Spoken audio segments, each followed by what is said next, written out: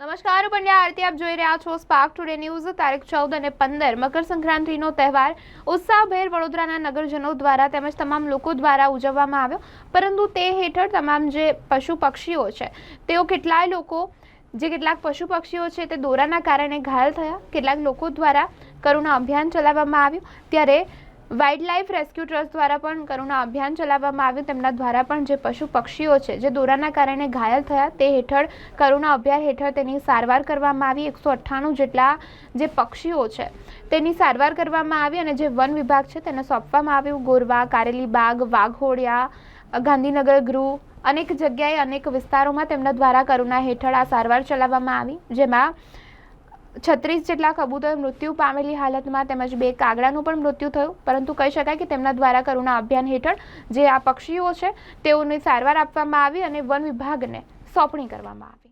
Wild life rescue trust Arvind Pawar, અમારા બરોડામાં 5 જગ્યાએ કેમ્પ હતા, એમાંથી અમને એક દુઃખદ મેસેજ આવવાનો છે કે જે ઉત્તરાયણ દરમિયાન જે બર્ડ્સ મર્યા છે, ગઈકાલે 19 કબૂતર મર્યા હતા, આજે 14 કબૂતર મર્યા છે અને એની સાથે સાથે અધર બર્ડ્સ જેમાં એક ગ્રીન પીઝન જેને યલો સ્પોટેડ ગ્રીન પીઝન કહેવાય છે, હરિયલ, પછી એક ખિસકોલી અને એક લેલી અને એક કાગડો એ મૃત પામ્યા છે।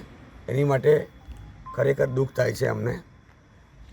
Wild life rescue trust Arvind Pawar ને મારી ટીમ।